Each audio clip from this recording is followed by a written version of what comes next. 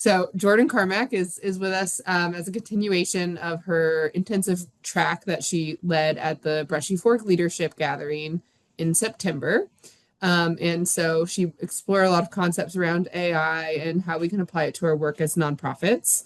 And so we were hoping to just add a little more depth by bringing it into a more relevant to timely topic about our impact reports. So simplify, streamline, and share AI-powered impact reports. Without further ado, welcome, Jordan. All right. Thank you so much for that introduction. A pleasure to see everyone. I so appreciate all of you that have your cameras on today. It just makes it way more fun when I can see your faces. No shame for those of you who are still in your PJs on this Thursday afternoon. I'm just kidding. I'm just kidding. I'm just kidding. I had such an amazing time at the leadership gathering. Thank you so much to Brushy Fork for all that you do to continue to invest in our nonprofit communities. And it's a joy to be a part. Like Leah said, I wear two hats, which is what brought me here today. Specifically, I am full-time as founder and CEO of Authentilead Leadership Development Solutions. And so we partner with organizations investing in individuals and teams to strengthen their leadership capacity and their ability to get the work done. But then the other hat that I have the pleasure of wearing is as executive director for Leadership Tri-County, which is Knox, Laurel, and Whitley County. And I've been in that role. This is my third year. And so we are a civic leadership development program. And as part of that program, our participants from all different industries and ages and sectors come together for 9 months to build out those regional networks and those regional relationships. We've been around since 1987. So I'm very much a steward of a longstanding organization. And it is just a pleasure, really and truly. So, this is a combination of the leadership development work that I do as part of my business, but then also the information that I'm passing on and how I'm using it for Leadership Tri-County, sort of mashing those two things together to create some resources for you guys as you get ready to work on your own impact reports and then hopefully leverage this for years to come. If I had to say anything, if there's just one key thing, is that I want you to pick up one tip today. There are going to be a lot of recommendations of different things for you to try and experiment with. Experimentation is the number one mindset that you can have when it comes to generative AI and artificial intelligence, whether you've barely opened ChatGPT or you consider it your best friend. Really and truly being willing to test things out, examine the results, and then try again is it a valuable skill set. So there's going to be a lot of different things you can try based on our next few minutes together. So even if you just say, hey, I'm going to try this thing, don't let yourself get overwhelmed by the lots of different strategies. Practice them one at a time. The other thing I'll say is I have sent this PowerPoint slide over to Leah, and so she's got that, and you'll receive it at the end after we're done. So anything you want to come back to, anything you have questions about, would love to sit down alongside you and walk through this with you. I love getting questions in the chat or turning on your mic and saying hello. So if at any point you have any questions, if it's kind of off topic, we might save it toward the end, but feel free to interrupt and just say, hey, well, can you repeat that? Or let's take another look. All of those things I find are super helpful in our flow. In terms of big picture, what are we talking about today? So, we'll spend the first couple of minutes as a refresher for your impact reports. What are some of the key elements that need to be in those reports? How do we approach that from a framework perspective? And then we'll take that and see where can AI support that workflow and helping build more compelling reports that are more impactful for our organizations. So we'll have a couple of opportunities for you guys to go into some breakout rooms to talk with each other, to put this into practice. But ultimately, my hope is that we would move through this at a pace that also enables you to take some notes and be actually applying it as we're working. So there's going to be a couple of different moments where I say, okay, let's pause and take 2 or 3 minutes. And I want you to grab that notepad on your computer or that physical notepad on your desk and take some notes along the way. And we'll be putting those to work. The last bit of housekeeping, and I know there were several things, is if you are already a ChatGPT user or Claude or Gemini, go ahead and have that pulled up in a separate browser tab because you might find that you want to be testing these things out as we go. So if you want to go ahead and get logged in, you're more than welcome to do so. All right. All of that boring stuff out of the way. Big picture. Why does impact reporting matter? Yes, you guys, as part of this program, have to turn in impact reports. And so you have some responsibilities. But whatever nonprofit you are leading, impact reports serve as that connecting tissue between your mission and your community. You can't always rely on, board members or staff or volunteers to share those key data points or those moving stories with the people that you're serving, or other stakeholders. And so your impact report serves as that connecting tissue that you can quickly send out to somebody and say, hey, as you're getting to know us, here's what you should know. So, when these are done well, they build trust, they demonstrate transparency, and can secure that continued investment in our nonprofits and in our organizations. And so, who are the different people who might be reading these impact reports?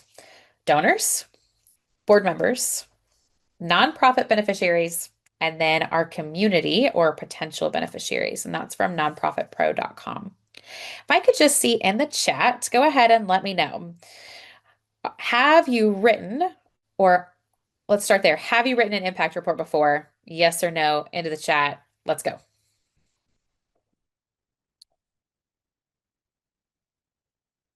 Awesome. Got some lots of yeses, a couple of nos. That's all right.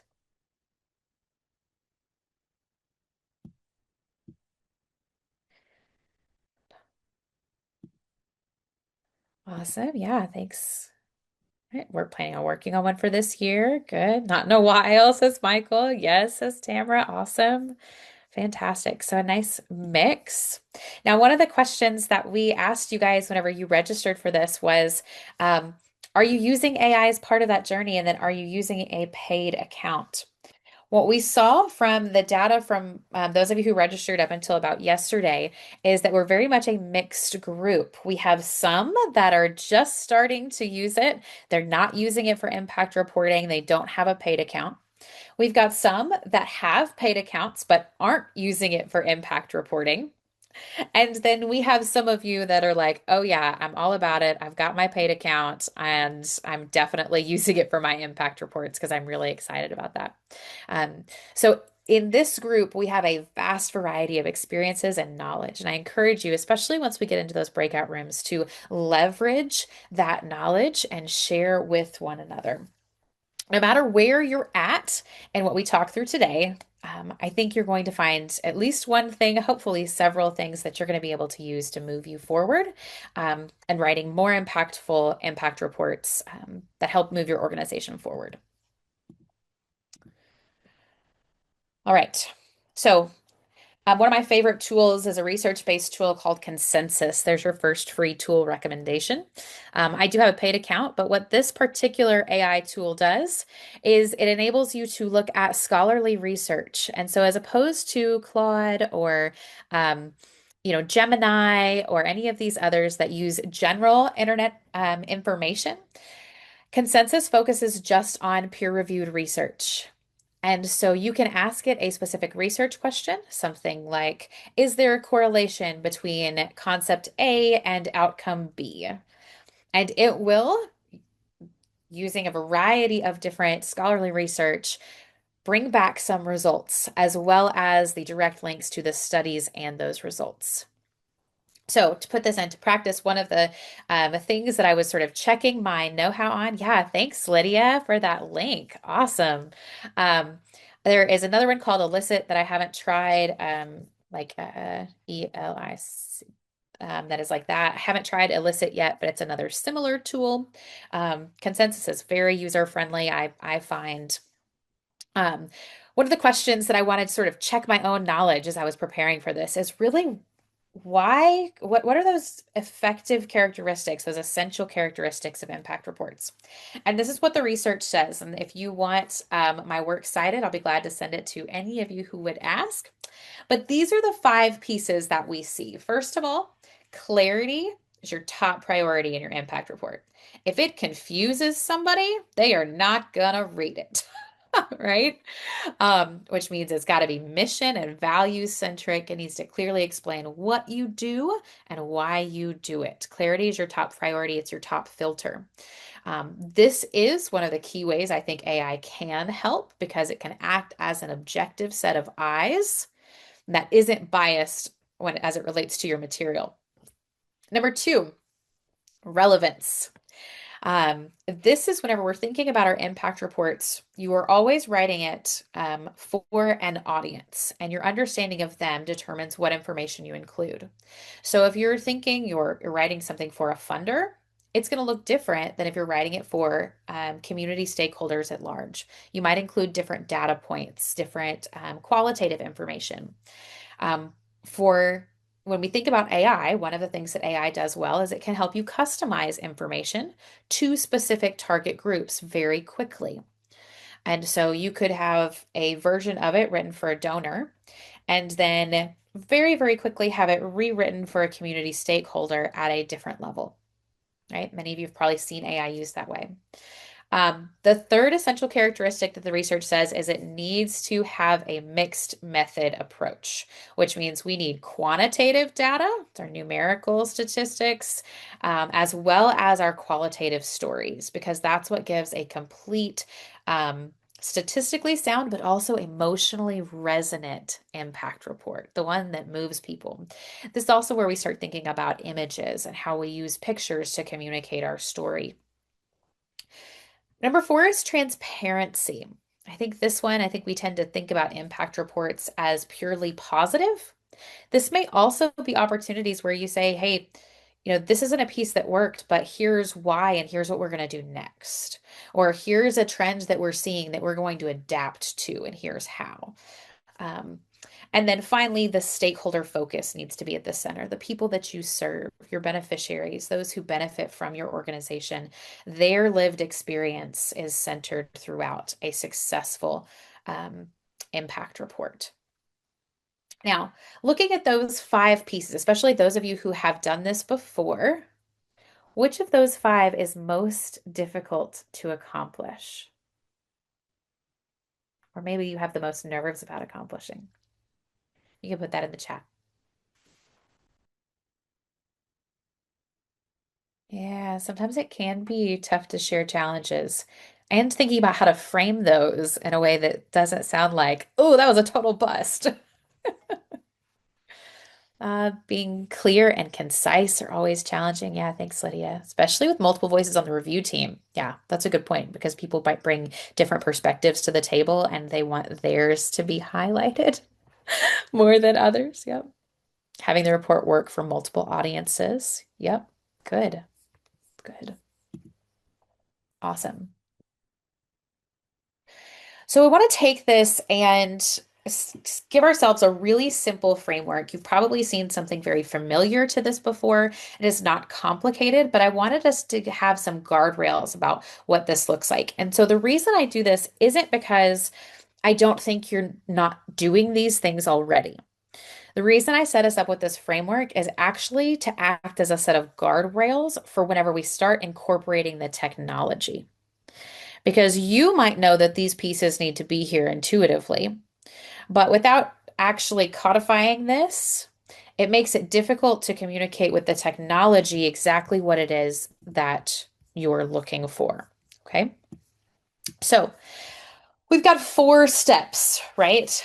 Every impact report needs to include context, right? What specific challenge or need did we address or are we addressing, right? It's very first.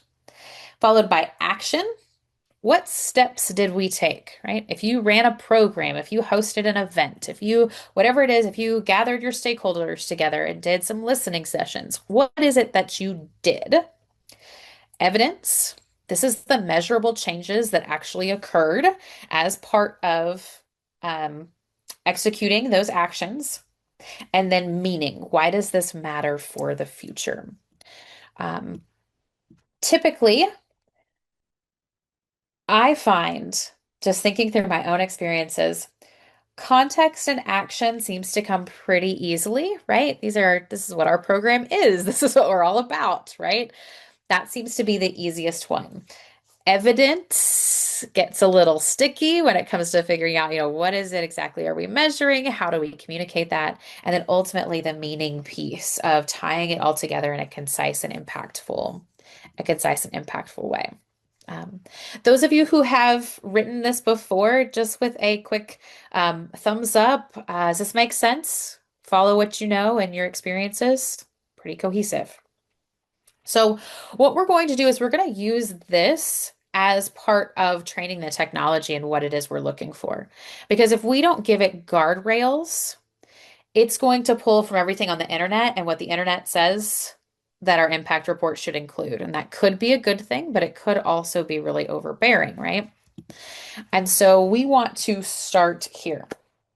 Now, I would love to put somebody on the spot and do a little bit of an interview and walk through this process. Is there anybody willing to turn on their mic and we'll just talk through your organization and this framework? You brave souls out there willing to say, yeah, sure, we'll talk it through. And it does not have to be formal, it doesn't have to be official. Somebody nominated Michael. I will. Oh, thank you. Everybody, give him a round of applause or thumbs up or kudos for volunteering. All right, so we're going to keep this really light and really easy, okay? So I'm actually going to open up my notes and I'm going to take some running notes through as we talk. But these are going to be super informal bullet points, very basic. And your job is just to answer some of these questions, okay? Sure. So starting at the top. So what is your organization's name? The Big Ugly Community Center on Big Ugly Creek in southern West Virginia. Big Ugly Community Center on Big Ugly Creek. hmm I love it. And did you say West Virginia or Virginia? West Virginia. West Virginia. Alrighty. Got it. And what challenge or need are you addressing or did you address this year?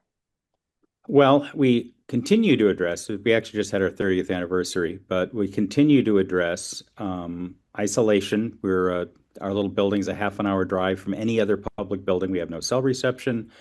We don't have broadband. And our kids have historically uh, lagged behind kids in the schools who kind of push them through. We're also the poorest census tract in our county. So our challenge has been the quote we use a lot is a parent who said, "The problem around here is they don't teach you how to dream." And so that was a jumping point of how do we develop a place of learning that was exciting for kids, but also got real concrete results to help them transfer that to the skills to be independent adults. And we follow the kids from toddlerhood through. We now have people back teaching in our after school program that came in as 5-year-olds. Wow, that's amazing. All right, great. What about action? What specific steps have you been taking? The specific steps is we have set up a structure for year-round summer after school and summer programming, so the kids can come there all year round, and that has expanded to various needs. So we have a food bank that has been hit very heavily this last couple of months, clothing room, youth internships, but basically, as a need arises in the community, either through volunteers or weird little grants, we try and respond to it. Okay. And evidence. So what kind of measurable changes have you seen in this last year? Well, um, uh, we do follow grades, and for the most part, our kids do increase grades in schools. Their attendance improves, behavior issues go down. So we have some of those stats. And Okay. then anecdotally, we have things like, a kid who comes to us in 10th grade reading the third grade level, and we support them to be able to catch up in time to be able to graduate from high school. And the fact that we have a number of kids that keep on showing up from, preschool programs through high school graduation. We have a really vibrant uh, program. And the other evidence that we've got is the people who come to help with our program that have gone on. I think we have, again, we have 30 years, but we've had 11 people that started helping out in our after school programs, decided to go back to school and have become teachers in the area. Wow. Teachers, I love it. And then meaning. How would you describe this? Um, there are a couple of core values that I think our program both embodies and enables the results. One is I think we've done a very good job of creating a safe place for kids and families where they don't feel judged, which is why they keep on coming back, and there's room for them to grow. And then, very specifically, my own philosophy is that a love of learning is the most important transferable skill. So if a kid gets captured by something, it could be harmonica or yo-yo or community service. A lot of kids find their meaning in community service. Once they have that success in an area, then you can say, all right, you can do geometry too. You don't like it, but you can do it. But that confidence that they have, that they're capable of learning, even if their teachers and sometimes their parents didn't believe they could. Awesome. All right. So, very simple interview style, right? Took a series of notes. Now, what I'm going to do is I'm going to go ahead and exit out of my full screen just for a second so that you guys can also see my brief notes. All right. So, very simple, very rough set of notes, right? I'm going to go ahead and ask Michael if you can, anything you see that I got wrong or you would add to this. Can you enlarge it or zoom it a little bit? These are 67-year-old eyes. Um, Let's, yeah, that's good. got it. I'm going to look over this too. Um, Toddlerhood through adulthood plus training teachers. So I'd say, our core programs are for toddlers through young adults, but also we have this impact on staff and volunteers. Yeah, food bank, youth internships, his needs right, trying to respond. Um,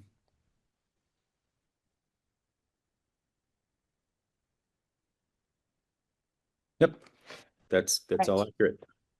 So these are what I would call messy notes. And one of my favorite earliest uses for ChatGPT or any AI tool is to take messy notes and make them make sense, right? So I'm going to now for those of you who are not familiar with ChatGPT, you can access this via your browser or you can access it via an app for your computer. I'm going to be using a version of it that is on an app for my computer. So that's why mine looks like this. So very first simple use case, as I'm going to ask Chat, you are an expert in writing impact reports. Here are my notes about our organization. Organize these into an outline following this framework. So context, action, evidence, followed by meaning. And then just to keep it nice and easy, I'm going to copy and paste this in. I could also attach this as a file.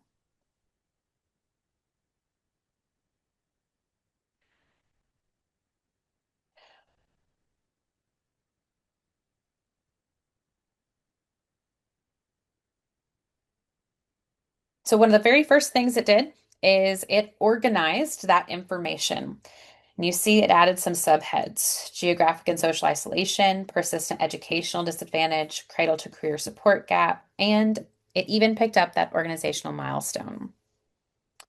Under action, It noted the after-school program, expanded food bank operations, youth pathways. So what do you think? Nicer than my messy notes? Wow.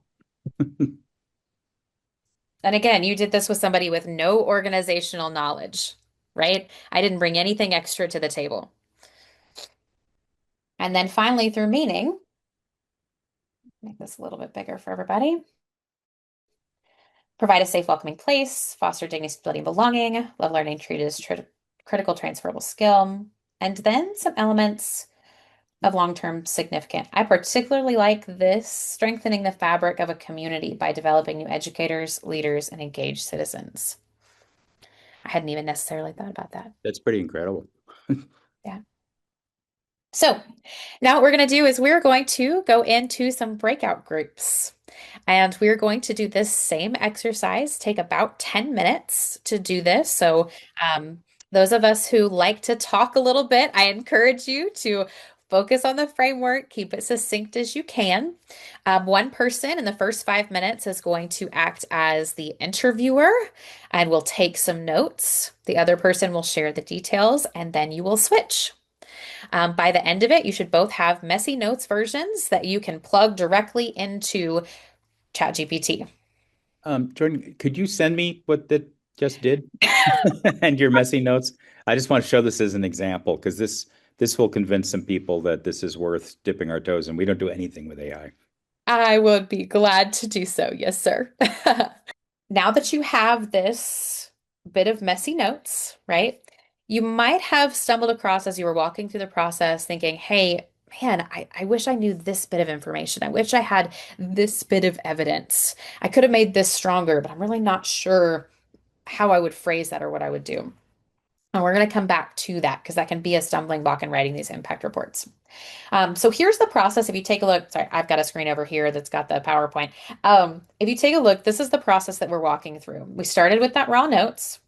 Once it's given to your AI tool, it organizes it, identifies patterns, and it groups information. If instead of a 5 minute conversation, you had a 60-minute interview, and then you took a transcript of that interview and you gave it to ChatGPT, it could do the same work.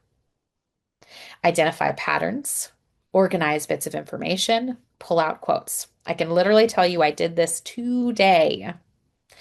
I pulled a transcript of a conversation that was had, and I used AI to identify patterns and themes and build a new document that included quotes from the interview into a new document.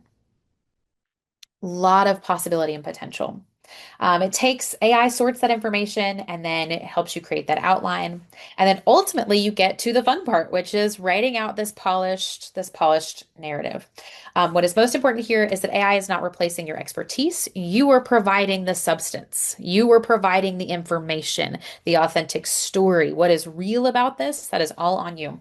AI is organizing the data and pulling on those little story threads. All right, so I'm going to skip that example because we got to do y'all's examples today. Now, one of the things that an example you might have heard when we talk about AI is it's sort of like having an intern. Anybody in here had an intern for your nonprofit before?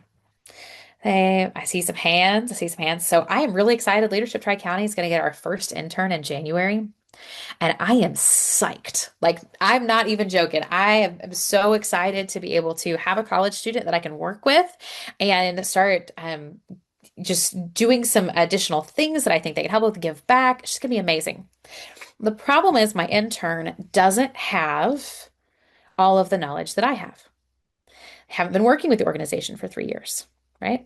They might not have heard of Leadership Tri-County until they applied for the internship 3 weeks ago, right? They don't have context. AI is the same way. AI needs context in order to produce something valuable. We used to talk about the importance of a prompt, and I know Lydia, I think it was Lydia, asked me to put the prompt in the chat. And the prompt does matter because it tells the tool what kind of information you're looking for. But I would argue, and this is becoming trendy in the last few months, that context engineering is actually more important than prompt engineering. because the AI is very smart in the fact that it has a lot of information. It has no way of knowing how that information works together without context. So, in order for us to make sure that we can take our outline and channel it into a narrative, there's a series of other inputs that we need to provide, other types of context that we need to provide. Now, I've got a big list of like 9 different types of inputs. Really and truly, the more information you give it, the better your output is going to become. This is the time-consuming part. And so if you're using AI for impact reporting, I want you to realize that the bulk of the work is actually going to happen on the front end. The narrative part will happen pretty quickly, but it's this part that will take a little bit longer. So what all context do we need to give it? Purpose and need, why the program exists and who it serves. In your interviews, you probably touched on these pretty quickly. This also could include why the program was created. When we talk about the beneficiaries of our organization, maybe this is age, county, demographic group, right? You can go as deep into this as the data you have. This also could include any regional statistics or known issues. You know, Michael, you mentioned about, was it the consensus data, maybe that census data about the poverty data? That is a good piece of information for AI to have. Even things like geography, it needs to know where you are for context. A quick note about that. AI tools are trained on human data. Humans are biased. AI carries that bias with it because humans are biased. So especially for Appalachian nonprofits, the odds that it carries with it some of the stigma that is laced into our cultural psyche is likely. And so we want to be very cognizant that even as it is drafting or helping us draft, it might carry some stereotypes with it that are not the stereotypes that we would prefer, right? Especially they might be ones that we're changing. So we want to be aware that that bias could be on its way unless we are purposefully providing new information. Activities. So what you did, sessions, events, partners, how many hours were done, the program was on. You could upload a PDF of your entire program calendar for the year. And I would consider that valuable context because then it's not just, hey, I think we did 10 events. We did 2 in January, 5 in February, and this many all year round. Here were even the hours we were open. One of the things that AI could do very quickly is if you say you do an after school program for 3 hours, Monday to Friday, 52 weeks a year, could pretty quickly calculate how many hours that is. So activities, quantitative evidence, so key numbers, any types of surveys, outcomes, participation. This is all that action data. How often you met. Names of the program days, names of topics. Are there partnerships, guest speakers, locations, number of volunteers, right? This is all the stuff of your organization. That all could be brought in and included. Your qualitative evidence, quotes, stories, observations. Beyond that data piece, how the program supports your organizational goals, which means another piece of context might be your strategic plan. If it were to write an impact report without knowing what your strategic plan goals were, how can it map those two things together? You, as the executive director, you hopefully would know that. The person in leadership would know that, but it doesn't have that information until you give it. So providing that strategic plan, audience and tone, who the narrative is for, how it should sound. The easiest way to incorporate this is if you have brand style guides or any kind of branding document, you could include that as well to help shape that tone. That way it knows what are those words, those keywords that you use. Geographic cultural context. And then the last two, I think, sometimes we forget about these, but if there is an emotional or a strategic outcome, a story that you know you want to tell, right? You've talked about it with your board, you talked about it with your staff, you know that this is a priority. You need to give that instruction to the tool as well. And then finally, a do not assume list. So if there's any information you don't want it to fill in the gaps with, just like an intern, if they don't always know what they're doing, sometimes they'll say, well, I'll just make it up and see if they correct me. I'm gonna figure it out as I go. Yes, your AI tool will do the same thing. By including your strategic plan, your program calendar, your statistical data, every time you give it a piece of data, you're providing a foundation for the tool to link back to. And we call this grounding. But I used to talk about how a lot of these AI tools tended to hallucinate, which is a terrible term for this idea that, yes, if it doesn't know the answer, it will make it up. When you provide grounding documents like a strategic plan, it gives it a place to look, and then it will pull from that document instead of making it up. So the better grounded your document is and your tool is, the more likely it is to give you truthful information and not fill in the blanks. So what does this look like in practice? Let's just say, keep it really simple, 3 main documents. I have our summary of our annual program, right? So just a Word document where we have it all typed out. I have a spreadsheet with any of our impact data or survey results. And then I have a narrative input template. And this is what I want it to look like when it's done, because it will come up with its own way of doing it unless you tell it. So if you give it a template, for example, last year's impact report or impact reports from the last 10 years, it's going to know the format in which you prefer. I use this in writing my executive director reports all the time because I know the format that I want for those reports. And so I can give it the messy notes data, I give it a copy of the formatting, and then it can run with that creation of that example. Make sense? So in the chat, what types of documents do you have that you would want to train the tool on before writing your narrative or your impact report? Newsletters, yeah, good example. Yep. Yep. A messaging framework. Yep, absolutely. Previous impact reports, strategic plans, grant reports and debriefs. Yep. Volunteer stories and feedback, participant stories, PR news articles. Yeah, great suggestions, Lydia. Direct donor letters. All great examples. So when I mentioned this is it's the work on the front end. Gathering all of this information is the piece that takes some time. Consultant interviews with partners, absolutely. So you can gather this information and put it together in a couple of different ways. So if you're using Gemini, you can upload it to Google Drive, and it now has a function where you can ask Gemini about the information in that folder. If you're using ChatGPT, you can create what's called a project, and then you upload those files into that project.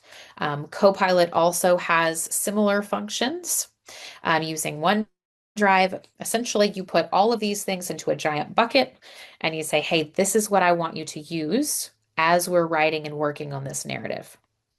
I know it feels like we've spent a lot of time talking about this specific piece, but the output will only be as good as the information you give it because it cannot read your brain. Make sense? Does this include photos? You could use photos, yes. Yep. One of the things I have been known to do is I tend to handwrite some notes. It is getting better and better at reading handwriting and analyzing PDFs. So theoretically, if you have a lot of paper documentation, you could take pictures of all of those documents and upload it into that location. Yeah, there's a digitization piece that provides some value here. Yep. Awesome. All right. Now I can see all the thoughts of worrying over here.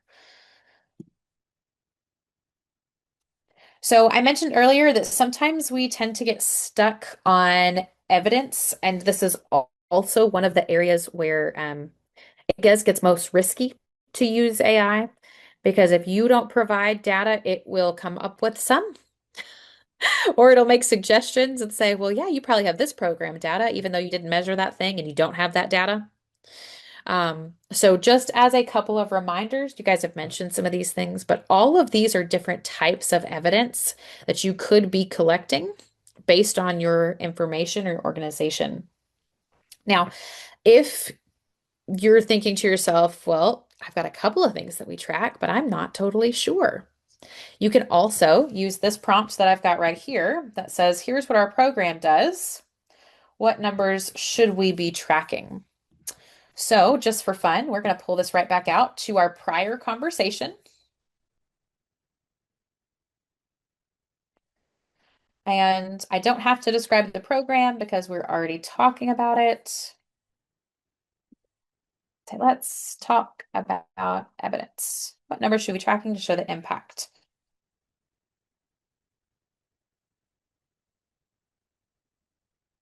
Hmm. So my ChatGPT is set as my intellectual sparring partner. In other words, I actually request that it argue with me. So you'll have to forgive it for following its instructions. One of the reasons I do that, though, is because, you're assuming that tracking more numbers strengthens the case. The real question is, what signals transformation versus activity? Measure what matters, not what is most convenient to count. All right, well, I feel like I've been just shown up right now, right? Um, Counterpoint, don't over-index on outputs because they're easy. We want evidence of skill gains, trajectory, and community level effect. You want impact. Impact is change over time. So make sure your metrics are longitudinal. All right. So there you go, Michael. I don't know how much of this resonates for you. Well, their alternate frame really does. I mean, that's very much what we show off about is that we're stable, we Yeah. help kids build capacities, and we're with them long enough that we have what they're, a future that they didn't necessarily imagine when they started with us. I feel like chat gave me a very gentle correction to my prompt just now. Like, hey, FYI. But this is its recommendation for a few metrics: academic progress, engagement and retention, year-over-year retention rate. Oh, this is interesting. Percentage of families engaged in more than one program. Youth development and readiness, family stability and support, um, a reduction in emergency need, fewer crisis interventions over time, and then community capacity building, and then some optional metrics. So this time, instead of using AI to take us from messy notes into an outline, we're actually using it to provide some additional ideas. So divergent ideas from what we're currently measuring, to say, well, maybe some of these, maybe we already have this, or maybe this data is something we could get and we think it would be more powerful. Variety of other reduction in chronic absenteeism, mobility trends at the community level. All right, well, let's check this with our expert in the room. Michael, what do you think about this one? It says 2 metrics that'll impress donors the most: the percent of children who achieve at least one grade level of reading growth, or the percent of youth who improve school attendance. Would those be impactful for your community? They would, I think, because of how many kids just get pushed along in school. I think there's other metrics that we want to emphasize that show that they're actually, we want to measure some of the ways they're performing and showing that their abilities outside of school because the schools are not always a good fit for very poor kids. So those, yes, we need those stats because people who do education funding are looking for those, but it's not enough to show the kind of difference we make.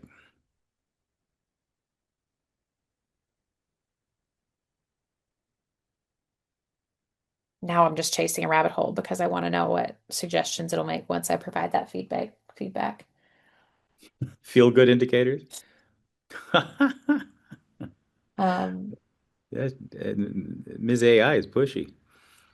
yeah, he said to be pretty professional, but just for fun, I don't know if you guys know this, but you can change the personality of ChatGPT for those of you who are using it. They introduced a few new personalities. So if I wanted to argue with a critic, I could. If I wanted them to be playful, I could, or candid or friendly. So you can choose the personality type that feels best to you. Again, that super freaks me out because I don't choose my friends that way. But anyway. Um, so a couple of other recommendations on this piece. Huh. At the end of its discussion, I scrolled through it, is to track the percentage of youth who demonstrate growth in at least three non-academic competencies. Hmm. Yep. And that would definitely be, those would be areas that we could actually have concrete evidence of. Yeah, it's cool. Yeah.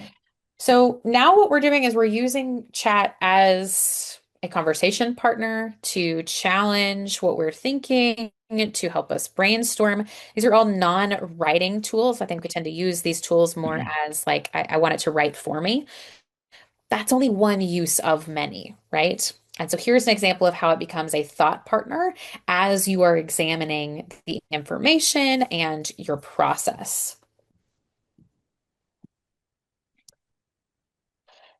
So, one of the things that happens really quickly with AI is the possibility of overwhelm because it's going to provide 100 things when one will do. It will also periodically just say one thing when you want 15 things. So, you have to give it some guidance here. Just a quick way to help keep this manageable when you're working on your impact reports is two, two, and two, right? So, two sentences of the need that we're working on, two action items or two lists, say, hey, this is the program and this is what we did, and then two pieces of evidence to support each one. So when you're gathering up all your information, you could organize it in this way per program. Is here's what it was, here's what we did, here's what the outcome were. Next program, two, two, and two in terms of structuring that information.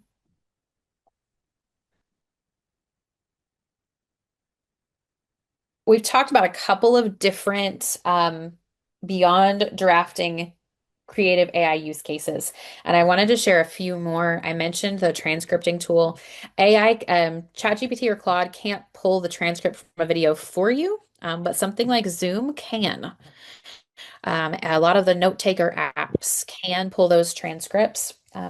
A big reminder, anything that you are using for free, there is no such thing as free lunch. So if it is a free tool, it is probably training something on your data. So if you are doing any kind of proprietary interviews and then you have a free transcription tool, just remember that that information is probably now shared and being used for other things.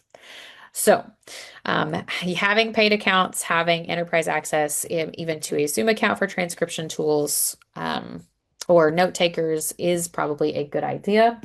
But if you can transcribe those stakeholder conversations and immediately pull themes or insights, that can be valuable to inform that report. We talked about theme analysis. You can also do some data visualization. So in Gemini's version of Sheets right now, which is like their Excel, you can highlight a set of data and literally click bar graph and it will populate that graph. Get all kinds of very quickly designed graphics. If you're using Canva, Canva's AI tools are getting better literally by the day. For visualizing different diagrams, for the graphic pieces, as well as different sets of data. Um, you could do the same thing with infographics, executive summaries. So I'm going to switch back over to this really quickly just to demonstrate this.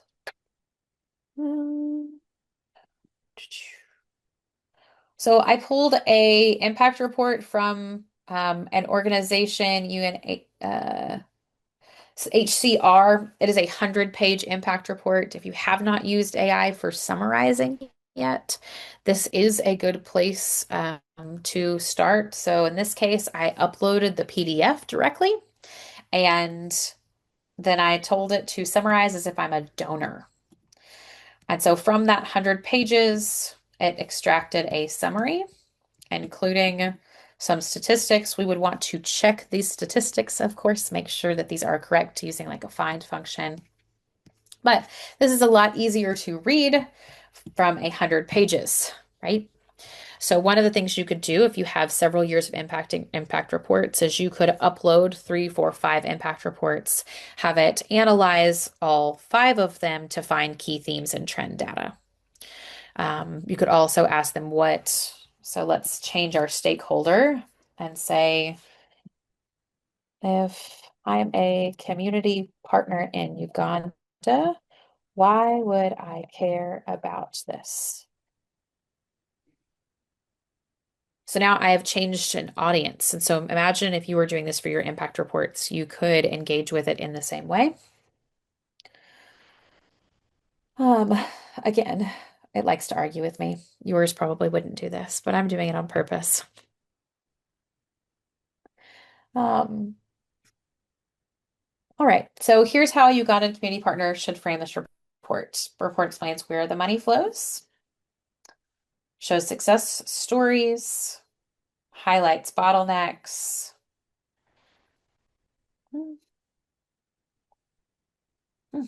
And this time, if you're a community partner in Uganda and you ignore this report, you disadvantage yourself in 4 ways. You lose visibility, weaken funding proposals, miss opportunities, and you operate with less power. So the ability to interact with large documents. So if, for example, the government releases a 50-page report about something related to what you do, you could upload and have it summarize and pull key themes that might apply to your specific organization. Likewise, you could then cross-reference that data and say, okay, here's my impact report, or here are my notes from this. Here's this upcoming study. What are the key themes or ideas that might be most important for my organization? Right. So summarizing is another one of those handy dandy tools. Content audits. Hidden impact is one of those that I think is also useful. So if you've uploaded program data, could say, what are the things we're not measuring? What are the things we're not thinking about? And it can help surface those things. We talked about photos and notes. Pre-building next year's data. So if in that metric list that it comes up with, if you say, yes, we're not measuring this or that, maybe it can help you build a plan to figure out what you're going to measure in 26 for next year's impact reports. And then synthesizing multi-year trends when you're doing that outcomes over time. So you've gathered your data, you're using that framework to structure your narrative, and then you let AI accelerate. So we're going to switch back over to that same chat right here. I'm going to say, let's take this from an outline to a workable draft, right? So we're assuming that, Michael, we've given it all of the different information that we've talked about. Now we haven't, so this is going to be pretty limited at this point, right? Because it doesn't have all the information yet. But let's see if it could take it from an outline to a draft. Take our existing outline from and draft I'm just going to say for time's sake, a 2 to 3 page impact report with these details. Highlight information I need to collect. Do you guys have a website, Michael? Not the center specifically. We have a Facebook page. Okay. So we don't really. That's okay. You can also give it your website just to sort of pull in additional information if you have like that earned media piece, PR publicity. We might be able to do that too. Use the web to pull any news or press releases as well. Cite your sources.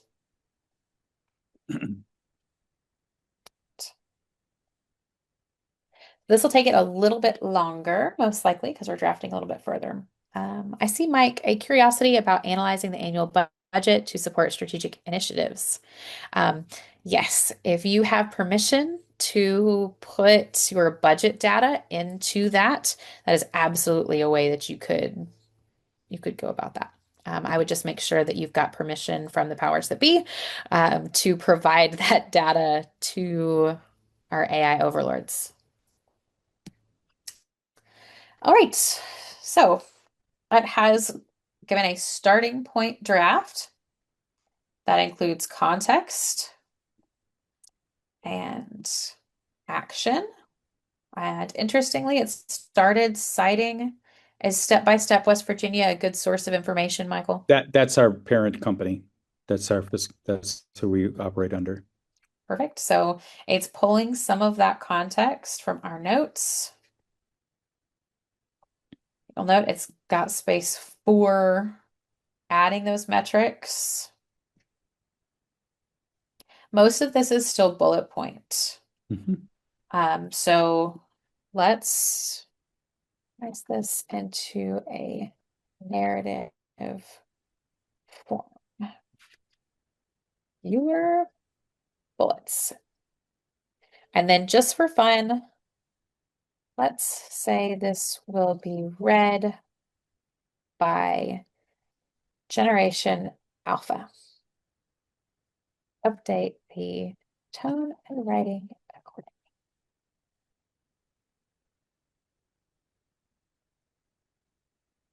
What's Generation Alpha? Today's 12-year-olds. Okay. Oh, wow. There's another.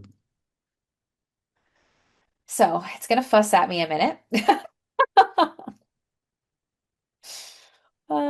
Instead of talking to kids, think about a cohort who grew up with YouTube, short form, story, and authenticity, vivid scenes, momentum, and stakes. So now we've got something really interesting, and I'm just going to read this aloud. If you drive along the winding roads of Big Ugly Creek in West Virginia, you'll eventually reach a building that feels like the center of everything. There are no grocery stores nearby, no public buildings for miles, just this one place where the lights stay on after school, where there's always someone cooking, teaching, listening, fixing, or cheering you on. This is the Big Ugly Community Center, and for 30 years it has been the place where kids and families come not only to learn, but to imagine what's possible. People in the community like to say, nobody around here teaches you how to dream. That's exactly what the center set out to change. When kids walk in after school, they're stepping into a place built to spark curiosity. I'm going to move forward just a little bit this year. This is what we did. Internships matter. It's one of the ways center pushes teens in the future. Not all growth shows up in report cards. So it hesitated right there because it wanted that data. As Big Ugly Community Center enters its 30th year, it stands as proof that a single building can change the trajectory of an entire community. Kids walk in unsure and leave standing taller. Families find support when they have nowhere else to go. Teens discover abilities they didn't know they had. And little by little, the world gets stronger because people are learning not just how to dream, how to build the future they imagine. What are some of the drawbacks of something like this? One of the things I used to teach my college kids is with any technological innovation, there are also sacrifices, right? When they installed electric street lamps, only the people whose whole job was to light the street lamps complained. Right? It takes some of the edges. So the edgiest thing is still that kind of powerful quote. The problem is they don't teach you how to dream. But I could imagine it removing some of the incentive to dig in for the phrase that really captures what a kid has learned. And so there's a little bit of a generic quality to it. Absolutely. Yep. Lydia says losing our ability to flex our creative and critical thinking muscles. Yep. Could be for sure.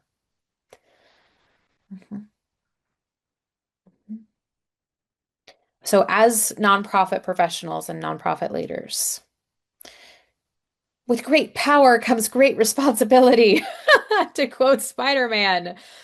Um, my encouragement, and this is to myself, I tell this to myself on a regular basis, is sometimes faster is not better. Sometimes it is in the wrestling with the work where the true insight and what is most compelling is unearthed. So the type of work and the example I'll give, whenever you sit down with your board and you do your strategic planning session or you do your end of year sessions and everybody talks and brainstorms and writes their sticky notes and you get that real nitty-gritty human work, right? That still needs to happen because it has to inform this. This might speed up the narrative writing process, but Mike's exactly right. Culture is built in those conversations. Um, you don't want to just say, well, here's what I think, have it spit out a narrative and then run with it, right? That information piece, that process piece is really important. Go ahead, Michael. One of the things that we do to try and get broader input, because most people where we live don't like to raise their hands and say things in a group of 30 people, is kind of in a variation of World Cafe where people are sitting at the table, somebody has a scribe, and they take down people's comments. So I could see rich stuff coming from people that we train to really get down the actual words people speak, and all that getting fed in might just give it a little more color. 100%. Because this is going to feel pretty generic. We just gave it this much information. Imagine if it had 30 interviews to pull from, and then ultimately a human hand guiding it. I think this is really powerful because that's where individuals have an impact, because your greatest impact might not be your pen to paper. It is how you steer the conversation, because you're the one guiding the AI in the decision-making process. You're the one asking the questions. Well, what about this? Or here's our focus. All of your input guides it. That is the human contribution, as opposed to I took my pen and I wrote my report. I went pen to keyboard and I actually wrote it. And so I would hope we will not lose our critical thinking skills along this. If we take things as face value, we stay out of practice. If we don't lean in and engage, we're going to be doing the harder work at the end of the day. The other caution I always put out here, actually I've got two as we get toward kind of the last few minutes and we'll do a Q&A. Transparency is key. If at any point engaging with these tools causes you to lose trust in your constituents or your stakeholders, you don't want to do that. Trust has to be paramount with our people. So thinking about what level of AI disclosure is appropriate for your organization is something you want to think about. You know, is it just your board signing off on a policy? Is it, for us, we don't use AI images, especially of people, because we are so place-based that to use an AI image of our place would feel disingenuous. And so that was a boundary that we set. You might have similar ones. Or another nonprofit I was talking to this morning, they didn't have a problem using AI images and video if it was of something they could not actually see. They do a lot of infrastructure projects. And so if it was, hands to a hammer, okay, we'll use that because it's at work, but there's no human faces in it. But they set some guidelines as to how they use the tool and what was okay. You're never going to make up testimonials or have AI hallucinate testimonials or stories, right? You don't want it to make up the data, so you're always proofing it, making sure that you're transparent about how you're using it, at least with your board, is really key and important here. All right, let me make sure I haven't skipped anything else, and then we'll flip it over and have a few minutes for questions. There's always something there at the end. Ah, sweet. I didn't think of anything else. All right, so we've got about 9 minutes left in our time together. questions that you guys might have about the impact report. I didn't talk a lot about the writing process specifically. Yes, Emily, go ahead. What do you have to say about Microsoft's Copilot? Copilot is growing very quickly. It is getting better. It was not one of the best ones. The benefit that Copilot has is it's built on Anthropic, Claude, and ChatGPT and OpenAI. So eventually it will be pretty good. It's not great right now, but that's just because they have to move slower. Okay. Yep.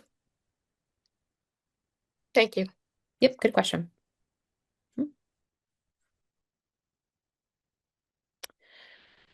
So, one I- last thing. Yeah, go ahead.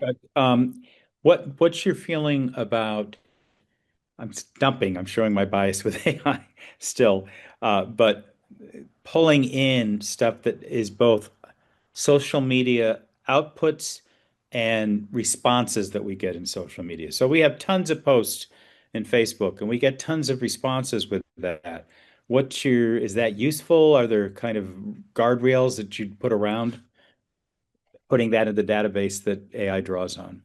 Yeah. So the way I might approach something like that is probably and this is manual. I mean, manual, but putting together a spreadsheet that had a person's name and comment in those different rows, and then you give AI the spreadsheet. And as you are going through some of those comments or those testimonials or that feedback, maybe it's reviews, verifying that that is a human and not a bot, probably a good idea. You probably don't have too many bots running around, but just in case. But instead of trying to teach any of the tools to go out and fetch that for you right now, I would mostly focus on putting it in a spreadsheet and then giving it the spreadsheet because then all the information has been verified. Um, yeah, that's a good point, Lydia. Your digital communication policy and consent about using their information, testimonials, and reviews. Yep.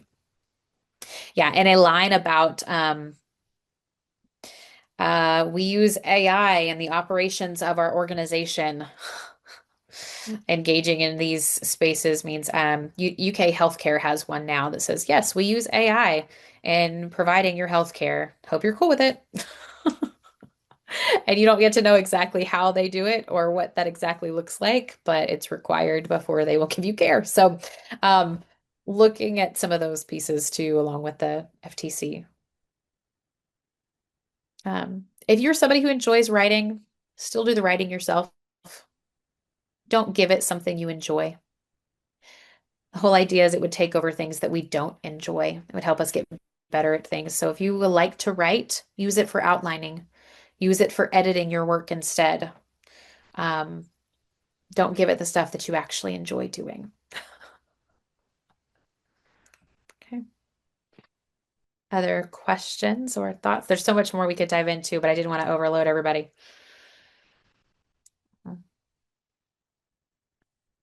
Awesome. Then, Leah, I'll turn it back over to you if we don't have any more questions. Well, thank you so much, Jordan. This was such an in-depth and informative training. This is all part of our Berea College Appalachian Fund grantee capacity building. I think I mentioned that at the beginning, but other services available to you as affiliates include technical assistance projects directly with Brushy Fork staff.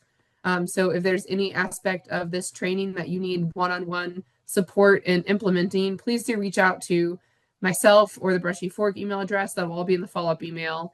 And please do consider engaging us, as this is a service that is freely available to you. And even if it's technical assistance outside of just AI impact reporting, there's lots of other topics we can support you with. So please let us know how we can best serve your goals, and we are here for you. Thank you, guys. Good to see everyone. Thank you all so much. Have a great day.